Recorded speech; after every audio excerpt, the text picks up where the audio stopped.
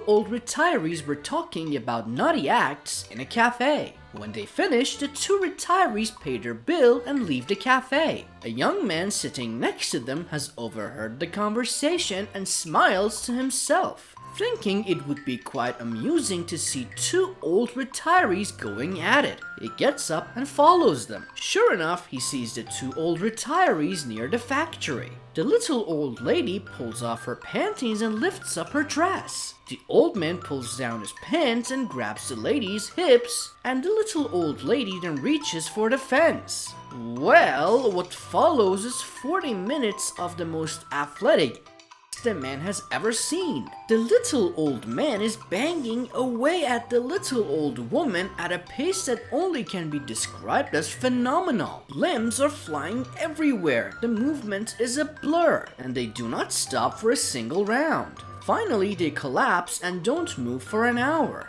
The man is stunned. Never in his life has he ever seen anything that equates to this. Not in the movies, not from his friends, not from his own experiences. Reflecting on what he has just seen, he says to himself, I have to know his secret. If only I could like that now, let alone in 50 years' time. The two old retirees have by this time recovered and dressed themselves. Gathering the courage, he approaches the older man.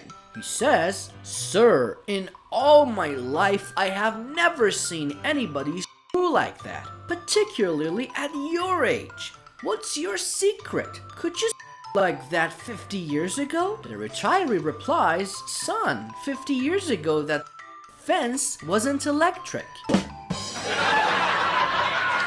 A little girl and a little boy were at the park with their pants pulled down. The little girl asked the little boy, What is that? And the little boy said, I don't know. Then the little boy asked the little girl the same thing and she said she didn't know. So that night, the little girl asked her mom and her mom said, That's your garage, and you must not let any big trucks go in. Meanwhile, at the little boy's house, the little boy asked his dad what it was, and his dad said, That's your big truck, and you must not park it in any garage. The next day, the boy and the girl pulled their pants down again, but this time the girl went home with blood on her hands. Her mom screamed and asked why she had blood on her hands. The girl said, The boy tried to put his big truck in my garage, so I pulled his two back tires off.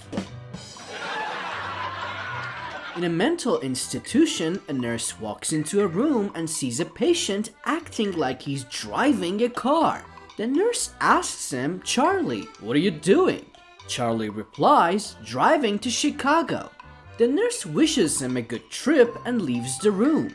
The next day, the nurse enters Charlie's room just as he stops driving his imaginary car and asks, Well, Charlie, how you doing?